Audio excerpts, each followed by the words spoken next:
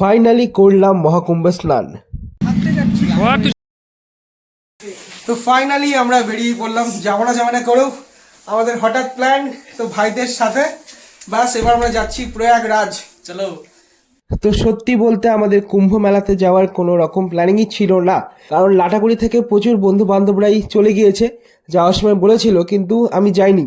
কিন্তু গত 15ই ফেব্রুয়ারি আমি সকাল সকাল স্বপ্ন দেখেছি যে আমি প্রয়াগরাজে গিয়ে গঙ্গা স্নান করছি। তো এই স্বপ্নটা দেখার পর মনটা আমার খুব খারাপ হয়েছিল, বারবার মনে হচ্ছিল আরে আমি কি এত পাপ করেছি যে সবাই যাচ্ছে আমি কেন পারবো না যেতে। তো হঠাৎ করে ভাইকে দোকানে এসে বললাম যে চল গিয়ে আসি দুই ভাই। তো ভাই তো অনেক আগে থেকেই বলছিল, তো আমরা দুই ভাই আর জিমে যখন গিয়েছিলাম সকালে তখন গদাই বলেছিল, তাই গদাইকে কল করলাম আর বলেছিলাম অরূপ ভাইকে। তো ব্যাস যেমন কথা তেমন কাজ। তো শনিবার দিন আমরা প্ল্যান করলাম দুপুরবেলা, আর রবিবার দিন ঠিক করেছিলাম যে ট্রেনে করে বেরোবো। তো আমাদের আর রিজার্ভেশন করা সম্ভব হলো না, কারণ কোনো রকম কোনো টিকিটই নেই। এই যে আমার ব্যাগ নাই, ওই যে গলায় দা শুয়ে আছে।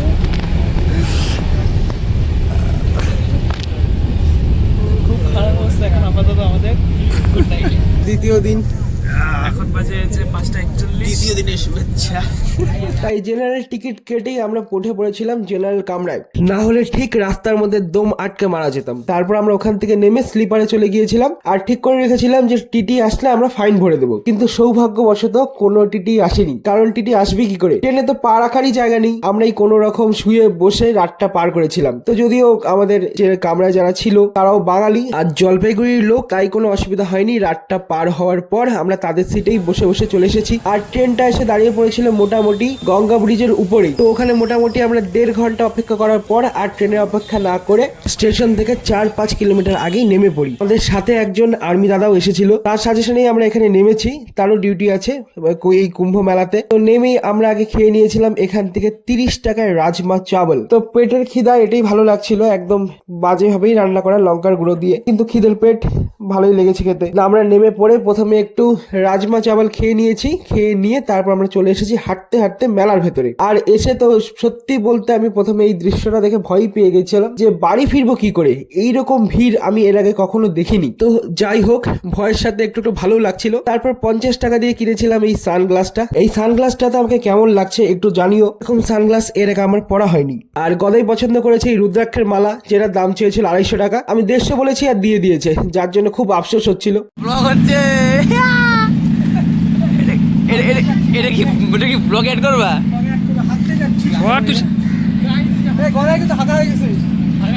তো সব জায়গায় বডি দেখাইছে। আমি প্রায় সারা রাত সব চাপিয়ে রেখেছিলাম, তাই এখানে পৌঁছে সবার আগে ফ্রেশ হয়ে নিলাম, তারপর চলে যাব স্নান করতে। তো ফাইনালি আমরা পৌঁছেই গেছি, এত ভিড়। আমরা হতে চলেছি এই মেলার সাক্ষী। হ্যাঁ, মেলার এই কুম্ভ মেলার সাক্ষী। সারাক্ষণ কই গেল?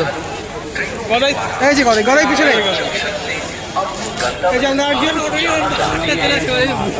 তারপরে আমরা সবার সাথে হাঁটতে হাঁটতে পৌঁছে গেলাম কচ্ছপ দুয়ারের সামনে। তো এসে দেখলাম কি সুন্দর গেট, এরকম অনেক কটা গেট আছে। তো আমরা ফার্স্ট গেট একটা পেরিয়ে এসেছি, তারপর পেয়েছি কচ্ছপ গেট। আর এখন কিন্তু প্রায় সন্ধ্যা হয়ে গেছে, অন্ধকারই, কিন্তু এত লাইটস জ্বলছে যে লাইটস এর জন্য এরকম দিনের মতন আলো হয়ে আছে। তো আমরা এখানে এসে কয়েকটা ছবি তুলে নিলাম আর একটা ভিডিও করে নিলাম। আর এরপর এই গেট পার করে আমরা যেতে হবে আরো ভেতরে। এরপর এখান থেকে শুরু হচ্ছে সোজাসুজি, গেট বরাবর সোজাসুজি শুরু হচ্ছে সেক্টর নাম্বার 2, আর ডান পাশে চলে গেল সেক্টর নাম্বার 3। তো আমরা সেক্টর নাম্বার 3 তেই যাবো স্নান করতে। আর আমাদের সাথে রয়েছে লাখ কোটি দিয়ে লোক। তো সবাই আমরা যাচ্ছি গঙ্গা স্নান করতে। তো দেখতেই পাচ্ছ কি মারাত্মক ভিড়। আর ওই যে দূরে দেখা যাচ্ছে নন্দী দ্বার, যেটা আমি ফেসবুক, ইউটিউব, ইনস্টাগ্রাম সব জায়গার থেকে ভিডিও দেখে এসেছি। তো গেটের উপরে রয়েছে মহাদেব, আর মহাদেবের দুপাশে রয়েছে নন্দী। তো সেই গেটের নিচ দিয়ে এবার আমরা ঢুকে পড়লাম। এখান থেকে আর অল্প একটু রাস্তা, আর স্টেশন থেকে দূরত্ব মোটামুটি 8 থেকে 10 কিলোমিটার। তো আমরা প্রায় পৌঁছেই গেছি 3 নাম্বার সেক্টর, যেখানে মহাসঙ্গম। তো বাস আমরা আর কিছুক্ষণের মধ্যেই পৌঁছে যাব। নন্দী দ্বার দিয়ে আমরা প্রবেশ করলাম, এদিকেই রয়েছে 3 নাম্বার সেক্টর মহাকুম্ভের সাক্ষী হতে পারে আমরা সত্যিই খুব খুশি। ওখানে কিন্তু হেলিকপ্টার রাইডও হচ্ছিল সম্ভবত 1250 টাকায়, তবে এটা কিন্তু এরোপ্লেন। এখন আমরা ফাইনালি পৌঁছেই গেলাম সঙ্গম দুয়ারের সামনে। এখানে গেটের ওপর রয়েছেন মা গঙ্গা, মা যমুনা আর মা সরস্বতী। তো আমরা এই গেটটাকেই পয়েন্ট করে রেখেছিলাম যে বাই চান্স যদি আমরা কেউ হারিয়ে যাই তাহলে যে হারাবে সে এসেই গেটের সামনে দাঁড়াবে। তো বলতে না বলতেই ঘাটের সামনে গিয়ে অরূপ আমাদের থেকে হারিয়েছিল মানে চোখের আড়াল হয়ে গেছিল, মাত্র 10 পা দূরেই ছিল। তারপরে যাই হোক ওকে 2 মিনিটের মধ্যেই খুঁজে পাওয়া গেছে। আর ওখানে যা বুঝলাম মিনিটে বোধহয় 10 জন করে হারাচ্ছে। তো মোটামুটি 3-4 কিলোমিটার হাঁটার পর আমরা পৌঁছে গেছি সঙ্গম ঘাটে। আর এখন আমরা গঙ্গা স্নান করব। আর বাড়ির থেকে আমরা এনেছিলাম ধুতি, যে ধুতি পরে স্নান করব, কিন্তু তা আর আমরা পরতে পারিনি, কারণ বাড়ির থেকে যত জামা কাপড় নিয়ে এসেছিলাম সেগুলো এখানে দেখে আর পরার প্রয়োজনই নেই, কারণ এখানে বেশ গরম। আর ধুতিটা ভেজালে পরে আরো ভারী হয়ে যাবে, তো ওটা ক্যারি করা আরো মুশকিল মনে হচ্ছিল আমার এত ভিড়ের মধ্যে। সেজন্য আমি আর ধুতি পরিনি, শুধু গদাইকে ধুতি পরিয়ে দিয়েছি, ও পরবেই। তাই গদাই এখানে পরে নিয়েছে ধুতি আর অরূপ হাফ প্যান্ট, আর আমরাও গামছা আর জাঙ্গিয়া পরে নেমেছিলাম। তো ফার্স্টে চলে গিয়েছে এখানে অরূপ আর গদাই। ওরা গিয়ে এখন ঠান্ডা ঠান্ডা গঙ্গা জলে ডুব দিয়ে নিল, প্রণাম করে নিল। আর এদিকে ভিড়টা দেখো, ভিড়ে একদম লোক গিজগিজ করছে। তো আমরা এখন অপেক্ষা করছি যে ওরা আসলে তারপর আমরা 2 ভাই জলে নামবো। আর এখানে কিন্তু সবকিছুরই সুব্যবস্থা আছে, শুধু নিজেকে একটু বুঝে নিতে হবে। আর তারপর এবার নেমে পড়লাম আমরা 2 ভাই। এখানে বাড়ির সবার নামে, পূর্বপুরুষের নামে, সবার নামে নামে এখানে ডুব দিয়েছি, সবাইকে জল অর্পণ করেছি। তারপর মহাদেব আর গঙ্গা, যমুনা, সরস্বতী মাকে প্রণাম করে তারপর আমরা উঠে পড়বো। আর এখান থেকে নিয়েছিলাম 1 লিটার করে গঙ্গার জল, আর সাথে একটু গঙ্গার মাটি। আর জল একটু কমই ছিল, যার জন্য ডুব দিতে একটু অসুবিধা হচ্ছিল। আর ডুব দিতে গিয়ে আমার ডান কানে অনেকটা জল ঢুকে গিয়েছে, যেটা প্রতিবারের আমার হবেই হবে। তো স্নান আমাদের সম্পূর্ণ, আমাদের এখানে আসাটা আপাতত সার্থক। তারপর স্নান সেরে নিয়ে এখানে খেয়েছিলাম গরম গরম লেবু চা। সত্যি বলতে চাটা কিন্তু দারুণ ছিল, কিন্তু পরিমাণটা একটু কম ছিল। লেমন টি 10 টাকায় দারুণ। তো স্নান সেরে চা খেয়ে এবার আমরা বেরিয়ে পড়লাম বাড়ি যাওয়ার জন্য। তার আগে দেখা হয়ে গেল এই আঙ্কেলের সাথে। আঙ্কেল তার আন্টির সাথে আলাদা আলাদা হয়ে গেছে, তো আমরা ওনাকে একটু সাহায্য করছিলাম। ফার্স্টে গিয়েছিলাম পুলিশের কাছে, পুলিশ আমাদের পাঠিয়ে দিল কাউন্টারে, যেখানে গিয়ে অ্যানাউন্সমেন্ট করিয়ে দাও। তো গিয়ে দেখলাম ওই কাউন্টারে কেউ নেই।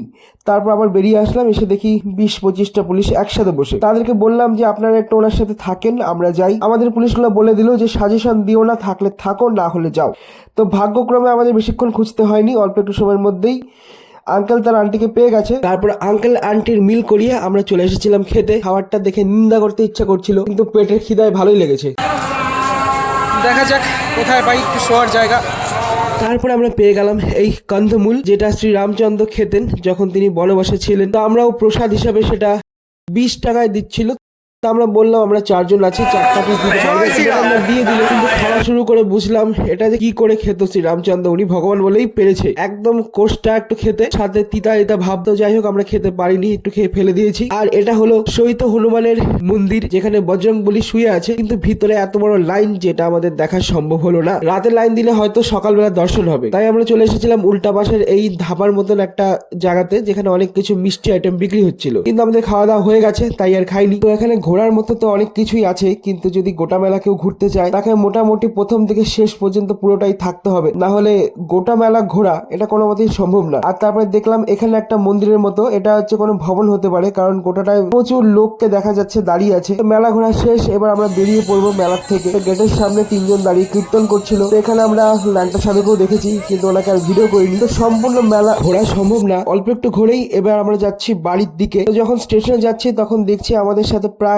লাখ দিয়ে লোক স্টেশনে যাচ্ছে। তো এখানটা এসে বুঝতে পারলাম না যে এটা কোথায়। তো বিশাল বড় একটা পার্ক, যেখানটা এরকম পার্কের মধ্যে থেকে 6টা এরকম বড় বড় মাঠ আছে, যেটা কার্পেট পাতা, আবার কয়েকটা মাঠের মধ্যে উপরে শেডও করা আছে। আমাদের ট্রেন ছিল সকাল 8টার সময়, তাই রাতটা আমরা আজ এখানেই থাকবো। তাই নিচে আমরা প্লাস্টিক পেতে, তার উপরে চাদর পেতে, যা যা বাইরে থেকে ঠান্ডার পোশাক এনেছিলাম সবকিছু পরে নিয়ে শুয়ে পড়লাম, কারণ রাতটা আজকে আমরা এখানেই কাটাবো। এখানটায় শুয়ে শুয়ে ভাবছিলাম যে পার্কটা হয়তো খুব বেশি বড় না, কিন্তু সকালে যখন আমরা বেরোলাম তখন জানতে পারলাম যে পার্কটা বিরাট বড়। আর এখান থেকে স্টেশন মোটামুটি আরো 2 কিলোমিটার দূরে ছিল। তো বোঝা যাচ্ছিল না, কারণ আমরা শুয়ে শুয়ে ট্রেনের আওয়াজ পাচ্ছিলাম। আর সারা রাত কন্টিনিউ একই ভাবে আমাদের মাথার পাশ দিয়ে লোক যাচ্ছে, তো যাচ্ছেই, আর অসুবিধা নেই, একটার পর একটা ট্রেন এসেই যাচ্ছে। তো লোক যেভাবে আসছে সেভাবে প্রয়াগরাজ থেকে বেরিয়েও যাচ্ছে। যাই হোক অনেকক্ষণ বসে একটু গল্প টল্প করে তারপর চাদর মুড়ি দিয়ে পড়লাম আমি শুয়ে। Good morning. তো রাতটা ভালোভাবেই শেষ। এবার আমাদের ট্রেন ধরতে হবে বাড়ি ফেরার জন্য। তো অরূপ আর গদাই তখনও ঘুম থেকে ওঠেনি, ওরা শুয়েই ছিল, ওদের ডেকে নেওয়া হলো কারণ অনেকক্ষণ হলো, এরপর আমাদের বেরোতে হবে আর তার আগে একটু ফ্রেশ হতে সময়ও লাগবে। তাই সবাই মিলে আমরা এখন রেডি হয়ে এবার যাব স্টেশনের দিকে। তো এখন আমরা যাচ্ছি একটু স্টেশনের দিকে, চা জল যদি কোথাও পাওয়া যায় তাই খুঁজতে। আর এখান থেকে যখন বের হলাম তখন বুঝতে পারলাম যে আমরা যেই জায়গাটা ছিলাম এটা কিন্তু মোটেও ছোট না, এটা অনেক বড় একটা এরিয়া। আমাদের অনেকটা প্রায় আধা ঘন্টার বেশি আমাদের হাঁটতে হয়েছিল। তারপর পৌঁছে গেলাম রেল স্টেশনে, আর এখানে পৌঁছে দেখে আলাদা লেভেলের ভিড়। তো ভিড় দেখে আমরা বুঝতে পেরেছি আমরা কোনো মতেই এখানে উঠতে পারবো না, কারণ আমাদের এরকম কোনো অভ্যাস নেই বা আগে এরকম ভিড় সামনাসামনি কখনো দেখিনি। তো আমরা এখানে অনেকক্ষণ অপেক্ষা করেছিলাম, তো অপেক্ষা করে শেষমেশ আমরা ট্রেনে আর উঠতে পারিনি, যার জন্য আমরা বাসে করে যাবো ঠিক করলাম। তার জন্য স্টেশন থেকে বেরিয়ে পড়েছিলাম, বেরিয়ে পড়ে ফার্স্টে টোটো, তারপর একটা বাস, আর বাসে করে পৌঁছেছিলাম আরো একটা বাস স্ট্যান্ডে। তো সেখান থেকে মোটামুটি সব দিকেরই বাস পাওয়া যায়, শুধু শিলিগুড়ি বাদে। তো সেখানটা গিয়ে যা বুঝলাম যে বাস কখন ছাড়বে তার কোনো গ্যারান্টি নেই, কারণ রাস্তায় ছিল প্রচন্ড জ্যাম। তাই দিশা না পেয়ে কল করেছিলাম বাবলাদাকে যে কোন দিক দিয়ে বেরোবো। তো বাবলাদার সৌভাগ্যক্রমে সেখানেই ছিল। তো বাবলাদা আমাদের তার গাড়ির হুডে করে নিয়ে এসেছে বেনারসে। গাড়ির ভিতরে গেস্ট ছিল, তারা নিবে না বলছিল, তাও আমরা রিকোয়েস্ট করেছি কমসে কম আমাদের বেনারস পর্যন্ত পৌঁছে দাও। তো বেনারস পৌঁছানোর পর আমরা বেনারস স্টেশন থেকে টিকিট করেছিলাম। তো টিকিট করে দেখি সেখান থেকে ওঠা সম্ভব না। তারপর কি একটা রাত আমরা স্টেশনেই থেকেছি। পরের দিন সকালে বেনারস থেকে পাটনার বাস করেছিলাম। তো বাসে এসে তারপর পাটনা থেকে আমরা আবার বাস নিয়েছিলাম শিলিগুড়ির থেকে বাস নিয়েছি জলপাইগুড়ির থেকে নিয়েছিলাম লাটাগুড়ির বাস। তো এত কিছুর মধ্যে আমাদের বাসগুলো কিন্তু সব চলেছিল সাইড দিয়ে, মেন হাইওয়েতে উঠতে পারিনি কারণ হাইওয়েতে ছিল প্রচন্ড জ্যাম। বাসগুলো এসেছিল সব বস্তি আর জঙ্গলের ভেতর দিয়ে, যার জন্য আমাদের 6 ঘন্টা রাস্তা লেগে গেছে, 13 ঘন্টা। আর জার্নিটা আমরা দারুণ এনজয় করেছি। একটু ভয় ভয় লাগছিল যে বাসটা আবার কিডন্যাপ হচ্ছে না তো, কারণ কি সব রাস্তা দিয়ে আমাদের নিয়ে গেছে। আর জার্নিটা আমরা দারুণ এনজয় করেছি। আর আমি এখনো ভাবছি যদি বাই চান্স আমি না যেতাম, জীবনে একটা বিশাল কিছু মিস করে যেতাম। তো ফাইনালি আমরা পৌঁছে গেছি বাড়ি। কুম্ভ মেলা ছিল ভীষণ সুন্দর এবং ভয়ঙ্কর এক অভিজ্ঞতা, সেগুলো তোমাদের ভিডিওতে আমি দেখালামই। তো যাই হোক, এমন একটা অভিজ্ঞতা হলো যেটা সারা জীবন স্মৃতি হয়ে থেকে যাবে।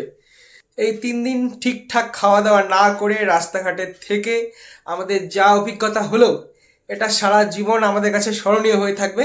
আর এই জার্নিটা আমরা দারুণ এনজয় করেছি। আর আশা করি তোমাদের আমার ভিডিওটা দেখে ভালোই লেগেছে। ভিডিওটা দেখার জন্য অনেক অনেক ধন্যবাদ। বাই।